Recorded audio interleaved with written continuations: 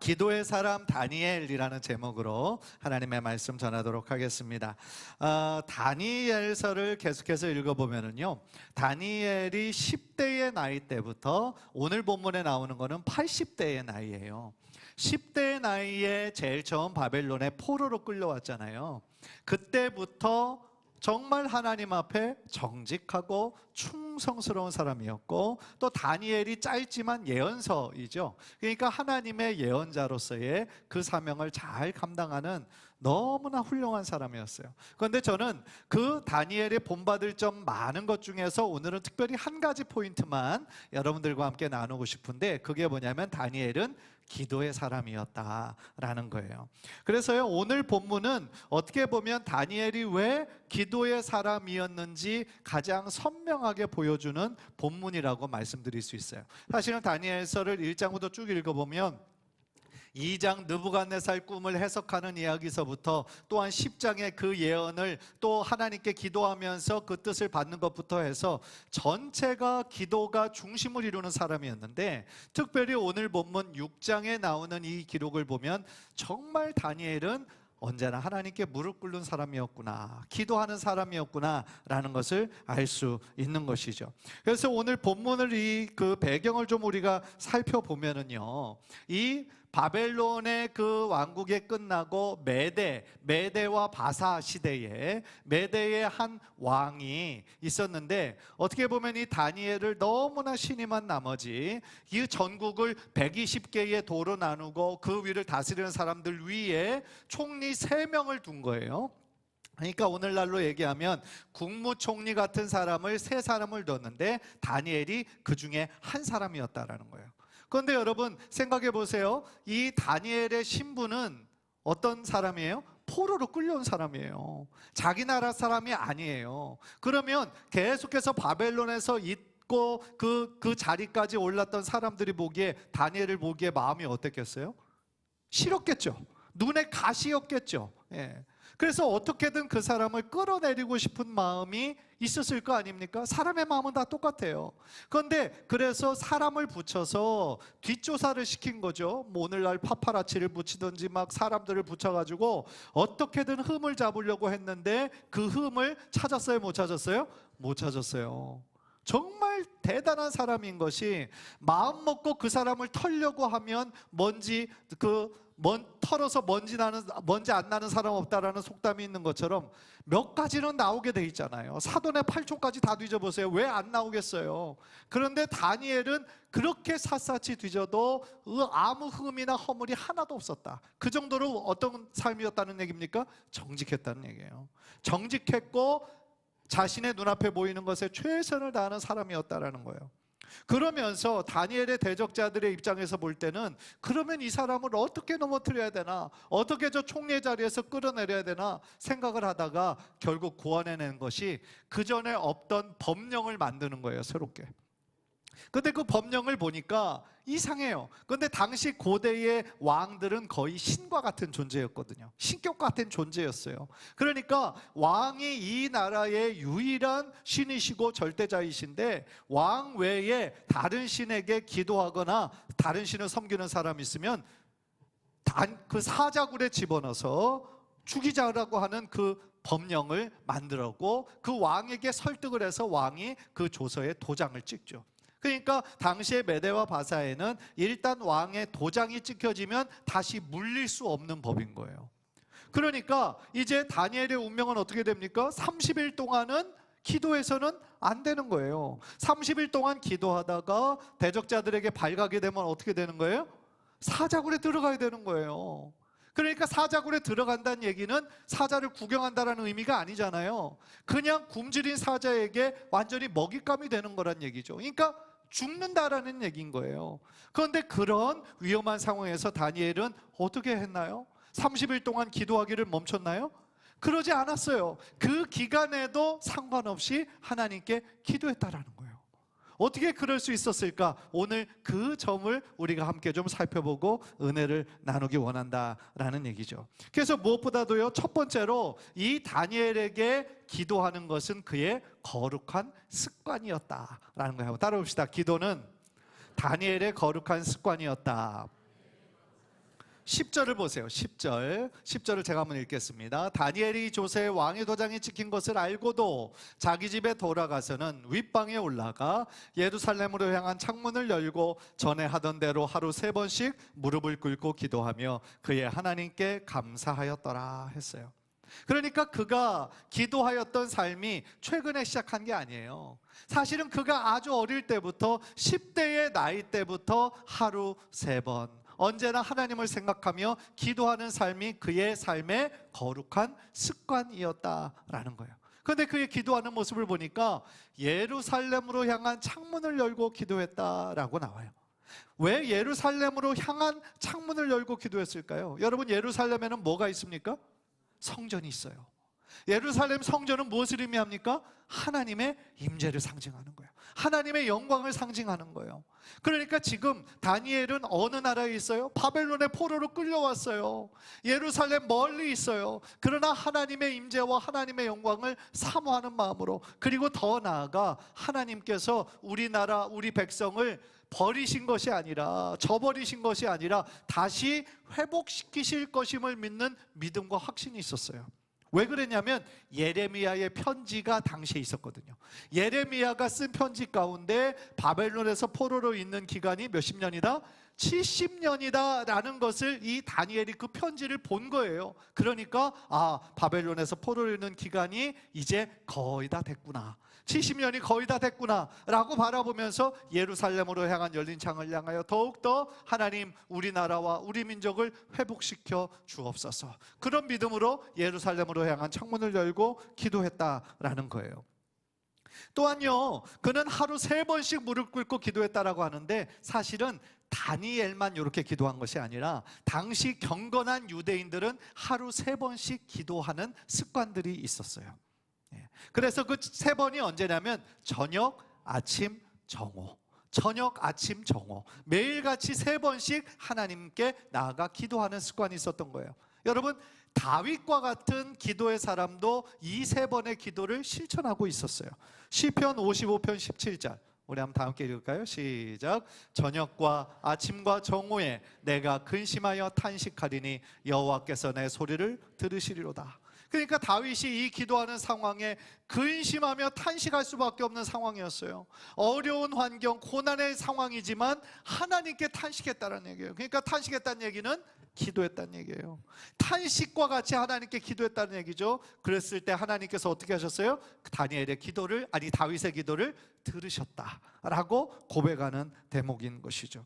그래서 이 다니엘의 삶 가운데는 하루 3번씩 하나님께 기도하는 것이 그의 거룩한 습관이었다.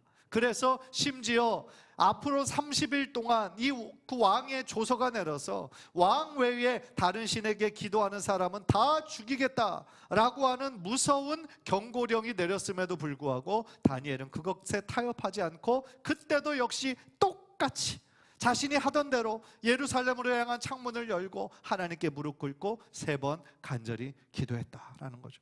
그러니까 대적자들의 입장에서는 너무나 쉬웠죠.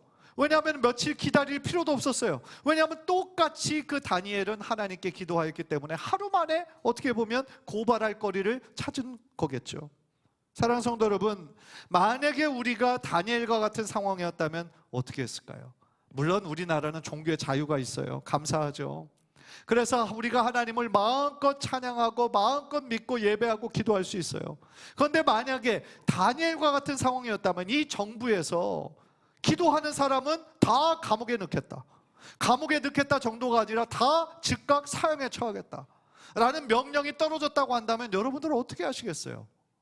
기도하시겠어요? 그럼에도 불구하고 아마 대부분의 사람들은 다른 사람들의 눈치를 보면서 두려워하면서 이 30일 기간만큼은 그래도 조심해야지 라는 마음이 있었을 거예요. 우리들 다 그런 마음일 거예요.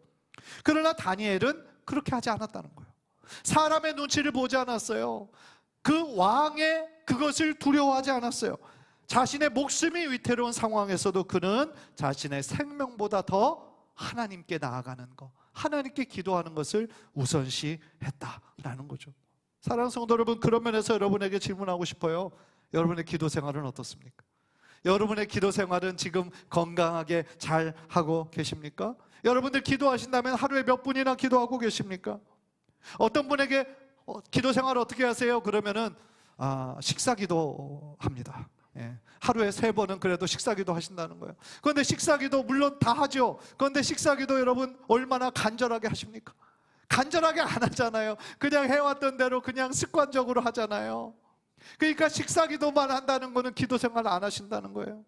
어떤 분들은 그냥 잠자기 직전에 그냥 조금 합니다 라고 말씀하시는 분도 있어요. 근데 여러분, 물론 기도를 전혀 안 하는 것보다는 낫습니다. 그러나 우리가 정말 하나님을 소중하게 생각한다면, 무엇보다도 기도는 하나님과 대화하는 거잖아요. 하나님과 교제하는 시간이잖아요. 우리가 하나님을 소중하게 생각한다면, 하나님과의 만남을 우선으로 생각한다면 어떻게 대충대충 안 하고 넘어갈 수가 있겠느냐는 거죠. 우리가 입술로는 하나님을 사랑합니다, 우리의 찬양을 받아주세요 라고 고백하면서도 막상 하나님께 기도하지 않는다면 우리의 신앙이, 우리들의 믿음이 어떻게 성장할 수가 있겠냐는 것이죠. 기도는요, 많은 기도의 사람들이 영적인 호흡이다라고 얘기를 해요. 여러분들 호흡하지 않고 살 수 있습니까? 살 수 없어요. 1분만 우리가 참으려고 해도 못 참는 게 호흡이잖아요. 그런데 우리가 영적인 호흡이 바로 기도라고 하는데 왜 우리가 기도는 그렇게 오랫동안 안 하고 살아가는지, 그저 바쁘다는 핑계로 자꾸 나중으로 미루지는 않는지, 오늘 다니엘의 이 정말 필사적인 기도하는 모습을 보면서 우리들의 마음에 도전이 되고 자극이 되는 것이죠. 사실 요즘 많은 크리스찬들에게 기도 생활이 점점 약해지는 것 같아요, 현실적으로. 그래서 요즘에 이 코로나 이후로는 더더욱더 기도 생활이 약해지는 것 같아요. 요즘 여러분들 그 기도원이 점점 문 닫고 있다는 소식 들으셨나요? 예전 20년, 30년 전만 해도 그토록 기도원에 가서 열심으로 기도하는 운동들이 있었는데 요즘은 기도원을 잘 가지 않아요.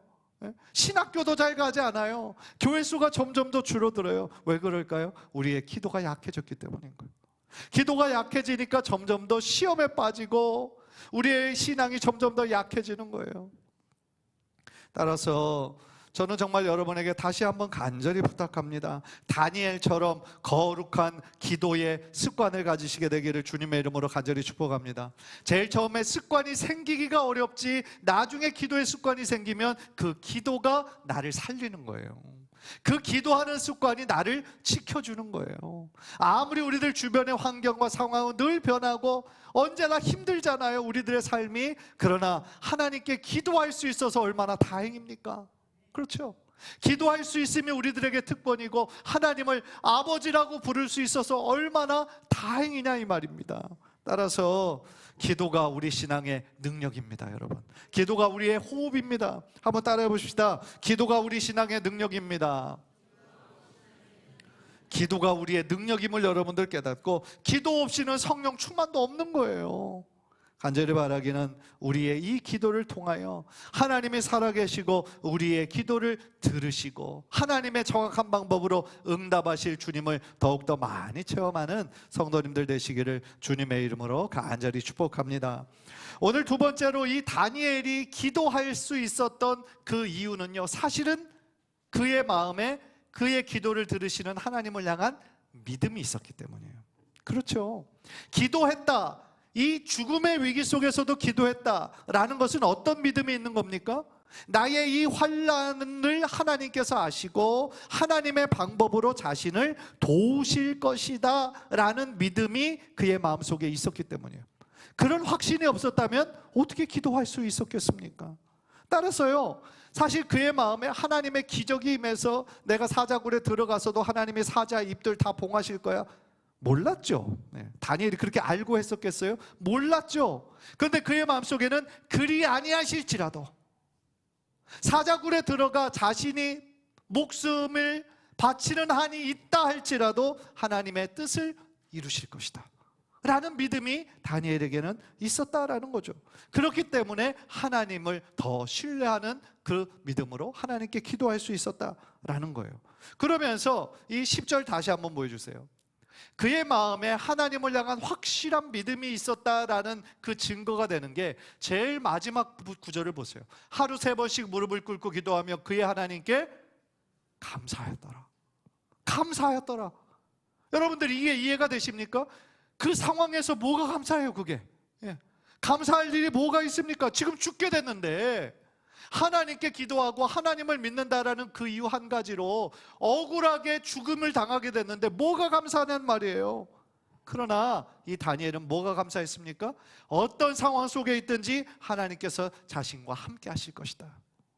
비록 죽는다 할지라도 하나님께서 나를 붙잡으실 것이다 라는 그 임마누엘의 신앙이 있었기 때문에 하나님께 감사할 수 있었다라는 거예요. 여러분, 그 사람이 정말 믿음의 사람인가 아닌가 구별할 수 있는 방법이 있어요. 평안할 때는요, 참된 크리스찬과 이 가짜 크리스찬이 구별이 안 돼요.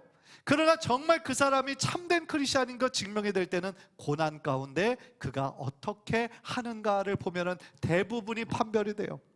고난 가운데 하나님을 더 붙잡고 의지하고 하나님께 기도하는 사람들이 있어요. 그런데 고난 가운데 넘어져서 하나님을 떠나는 사람도 있어요. 그러면 그 사람은 무늬만 크리스찬이었던 거예요. 그냥 주일날 교회만 왔다 갔다 한 사람이었던 거지 그 마음의 중심에 하나님을 모시고 하나님을 섬기는 사람은 아니었다라는 것이죠. 여러분, 잠언 29장 25절 한번 다 함께 읽을까요? 시작. 사람을 두려워하면 올무에 걸리게 되거니와 여호와를 의지하는 자는 안전하리라. 보이는 사람의 눈치를 보고 사람을 두려워하면 어떻게 돼요? 올무에 걸려요. 함정에 빠져요. 더 멀어지게 돼요. 그러나 하나님을 의지하는 자는 안전하리라. 하나님께서 그를 지키시고 보호해 주실 줄 믿습니다. 꼭 이 잠언 말씀만 있는 것이 아니에요. 사도행전 4장 19절 보니까 이 베드로와 요한이 이렇게 대답하는 거예요. 하나님 앞에서 너희 말을 듣는 것이 하나님의 말씀을 듣는 것보다 옳은가 판단하라. 무슨 얘기예요? 이게 바로 직전 3장을 보니까 날 때부터 걷지 못했던 자가 있었어요. 성전 미문에서 구걸하던 자. 그런데 베드로와 요한이 그 사람을 보니까 불쌍히 여긴 마음이 들었던 거죠. 그런데 은과 금은 없어요. 그러나 내게 은과 금은 없지만 나사렛 예수 그리스도 이름으로 일어나 걸으라 라고 명령하면서 그의 손을 붙잡고 일으켰잖아요. 한 번도 걸어본 적이 없던 그의 발목에 힘이 들어가고 능력이 생겨서 그 자리에서 벌떡 일어나 걷고 뛰며 하나님을 찬양하는 놀라운 기적이 일어났잖아요. 할렐루야. 이것이 하나님의 하시는 일이고 하나님의 능력인데, 그런데 그 기적이 나타났음에도 불구하고 많은 사람들이 기뻐했지만 기뻐하지 못하는 사람들이 있었어요. 당시 기득권자들, 종교 기득권자들이 베드로와 요한을 딱 회중 앞에서 불러서 막 경고하는 거예요. 너희는 도대체 무슨 권세로, 누구 이름으로, 누가 너에게 이런 일을 행하라고 했느냐? 다시는 이렇게 행하지 마라 라고 얘기했더니 베드로와 요한이 이렇게 얘기한 거예요. 야, 너희들의 말을 듣는 것이 맞느냐? 하나님 말씀을 듣는 것이 맞느냐? 누구의 말씀을 듣는 것이 맞습니까? 하나님의 말씀을 듣는 것이 맞는 거죠.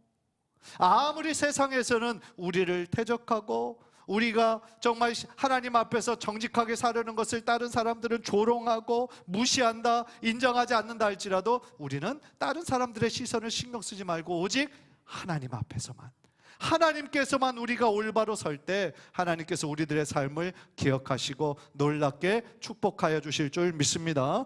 사도 바울도 갈라디아서 1장 10절을 보니까 이렇게 고백했어요. 이제 내가 사람들에게 좋게 하랴 하나님에게 좋게 하랴. 사랑하는 성도 여러분, 사람을 두려워하지 마시고요, 오직 하나님만 두려워하시기를 주님의 이름으로 축복합니다. 사람을 의지하지 말고 오직 하나님만 의지하시기를 축복합니다. 다니엘이 하나님을 의지하는 마음이 있었기 때문에 그가 하나님을 기도할 수 있었을 거예요. 그리고 하나님을 신뢰했기 때문에 하나님께 감사할 수 있었다라는 거예요. 그렇다면요, 우리가 다니엘과 같이 이 기도의 거룩한 습관을 우리들의 삶에 만들어지기 위해서는 어떻게 노력해야 될까요? 한 5가지 실제적인 지침을, 좀 구체적인 적용 방법을 여러분들에게 말씀드리고 싶어요. 첫 번째는요, 기도할 수 있는 시간과 장소를 정해야 되는 거예요. 여러분들, 우리가 교회를 다니면서 말씀 읽고 기도하는 것 되게 중요하구나, 핵심이구나, 모르는 사람이 어디 있어요? 그런데 실제적으로 기도하십니까? 라고 얘기하면 기도 잘 못하잖아요. 언제나 마음만 있지 실제적으로 실천하지 못하는 이유가 있는 거예요. 자꾸 바쁘고 급한 것에 밀리는 거예요. 우선순위가 계속 못하는 거예요. 따라서 우리가 첫 번째로 마음 먹어야 되는 거는 기도할 수 있는 시간과 장소를 정하기. 다른 사람들에게 방해받지 않고 오직 하나님께만 집중할 수 있는 시간과 장소를 정하기. 이것이 첫 번째예요. 그래서요, 여러분들 교회가 가까우시다면 교회에 오셔서 기도하시는 것을 추천드려요. 집에서 기도하는 것보다 교회 기도하는 건 비교가 안 되죠. 왜냐하면 이곳은 기도하는 집이잖아요. 예수님께서 말씀하신 것처럼 내 집은 만민의 기도하는 집이에요. 그리고 이 동안의 제단은 46년 전부터 교회를 위하여, 하나님 나라를 위하여 기도했던 성도들의 기도가 쌓여 있는 곳이죠. 따라서 이곳에 하나님의 임재가 있는 곳이죠. 따라서 여러분들 교회에 오실 수 있는 거리에 있다면 교회에 오셔서 기도하세요. 가장 좋아요. 그런데 만약에 멀리 사셔서 교회에 계속 마음 놓고 오기가 좀 어렵다라는 분들은 집에서 어떤 그 장소, 특별한 장소, 방해받지 않고 집중할 수 있는 시간을 정하세요. 아침이든 아니면 저녁이든 그 시간을 정하셔서 하나님께 기도하는 거예요. 그 시간은 전화도 끄시고, 전화 기도하는데 전화 울리면은 금방 기도가 끊기잖아요. 그러니까 그 시간만큼은 내가 하나님께 기도하는 이 10분만큼은 전화도 받지 않겠다, 끄시고, 그렇게 결단하면서 하나님께 기도의 시간을 가지시라는 거죠. 두 번째는 작은 목표부터 시작하라는 거예요. 5분부터. 여러분, 이 5분이 어떻게 보면 그냥 기도 많이 하시는 분들은 아유 애게라는 생각이 드시겠지만, 기도의 훈련이 안 되신 분들은 5분도 사실은 길어요. 왜냐하면 기도의 훈련이 안 되신 분들은 눈 감으면 자꾸 다른 생각이 나요. 잡생각이 나요. 걱정이 자꾸 생겨요. 그러니까 제일 처음에는 짧더라도 5분만 하나님 생각, 5분만 하나님께 집중해서 기도하는 거예요. 근데 어떤 분들은 어떻게 기도하는지 몰라요. 그냥 한두 마디 하면 기도할 말이 없어요. 이런 분도 계시죠. 기도라는 것이요, 멋진 말로 간구하는 것이라고 생각하지 마세요.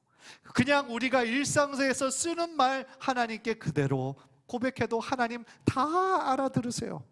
그러니까 기도라는 것이 우리들의 간구라고만 생각하지 마시고 하나님과 함께하는 시간, 하나님과 함께 그저 머무는 시간이라고 생각하시면서 하나님께 기도해 보시라는 거죠.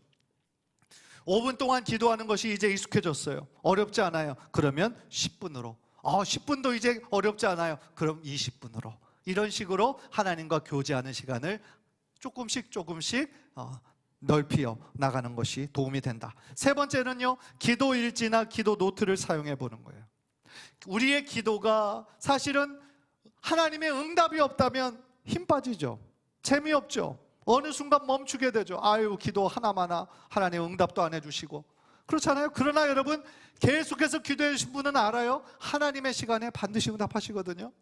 그런데 우리가 언제부터 이 기도를 시작했고 언제 응답하셨는지를 기록해 놓지 않으면 우리들의 기억력은 한계가 있어서 금방 잊어먹어요. 작년에 내가 이런 문제가 있어서 여기가 너무 아파가지고 자녀에게 이런 문제가 있어서 정말 열심히 기도했던 것은 알겠는데 언제 하나님 들어주셨지? 이거를 잊어먹고 지나가잖아요. 따라서 여러분, 기도 일기나 기도 노트에 적어보세요. 그러면서 여러분들, 내가 이 기도를 오늘부터 시작하는 거예요. 내가 기도를 매일 어느 장소 어느 시간에 내가 하나님께 기도하겠다 마음 먹고 그 기도 제목을 놓고 계속 기도하시는 거예요. 그런데 어느 순간 하나님께서 그 기도에 들어주시잖아요. 그러면 그 날짜를 적는 거예요. 하나님께서 나의 이 기도에 이렇게 응답해 주셨습니다. 그렇게 응답 노트를 적으시고 여러분들의 목장 모임에서 간증하시고 나누시고 하나님께 영광 올려드리시는 그러한 것들이 반복이 되면 우리의 기도 생활이 기쁨이죠. 우리가 기도할 수 있음이 특권이라는 것을 알게 되죠. 기도의 맛을 아신 분들은 기도하지 말라고 해도 기도하죠. 왜냐하면 기도가 능력임을 이미 체험하셨기 때문이다 라는 것이죠. 따라서 기도일기나 기도 노트를 한번 사용해 보는 것도 여러분에게 권면드립니다. 네 번째로는요, 중요한 일들을 기도로 시작하는 거예요. 그러니까 여러분, 꼭 교회에 와서만 기도해야 된다라고 생각하면 기도하기 어렵죠. 일주일에 2번 이상 기도하기 어렵죠. 그런데 우리가 하루 출근하며 나아갈 때, 운전하시는 분은 차에서 운전하기 바로 직전에 운전대를 잡고 짧게라도 오늘 하루를 하나님께 올려드리면서 기도하는 거예요. 직장에 딱 도착했어요. 이제 직장의 업무를 딱 시작해서 컴퓨터를 딱 켜기 직전에 1분이라도 하나님을 생각하며, 하나님 오늘 하루 나를 붙잡아 주시고 나에게 지혜를 주시고 내가 만나는 모든 사람들 만남의 축복을 주세요. 하나님께 기도하고 시작하는 거예요. 어떤 중요한 미팅이 생겼어요. 거기에서 내가 그 회의 때 주관을 해야 돼요. 그러면 하나님께 기도하는 거예요. 하나님, 내가 이 중요한 미팅을 해야 되는데 지혜를 주세요. 하나님께서 내 입술에 지혜를 주시고 능력을 주세요. 그렇게 기도하면서 그러한 삶을 실천할 때 우리의 매일매일의 삶이 기도의 연속이 될 수 있다라는 것이죠. 그래서 삶이 기도이신 분들이 있어요. 어느 곳에 가든지 딱 앉아서 하나님 감사합니다 이렇게 기도하시는 분들 계세요. 기도가 일상이 돼버리신 거죠. 그러니까 우리가 그런 기도의 습관이 될 때까지 우리가 하루하루 기도하는 이것을 의식하면서 하나님께 기도했으면 좋겠다. 마지막으로 함께 기도할 수 있는 기도의 동역자가 있으면 좋겠다라는 거예요. 혼자 기도하는 것이 어려울 때가 있죠. 혼자 기도하다 보면 어느 순간 이 기도의 지경이 제일 처음에는 막 넓어지다가 어느 순간 딱 한계가 다다를 때가 있어요. 그때 우리들에게 필요한 것이 뭐냐? 기도의 동역자.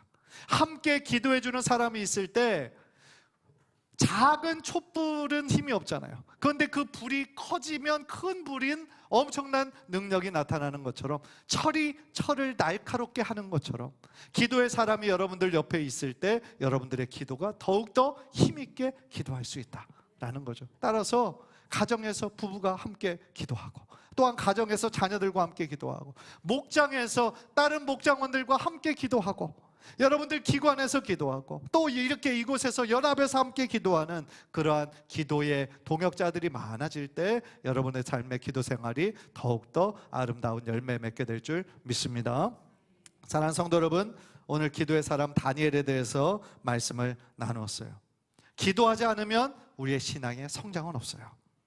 기도하지 않으면 우리 믿음의 능력이 생기지를 않아요.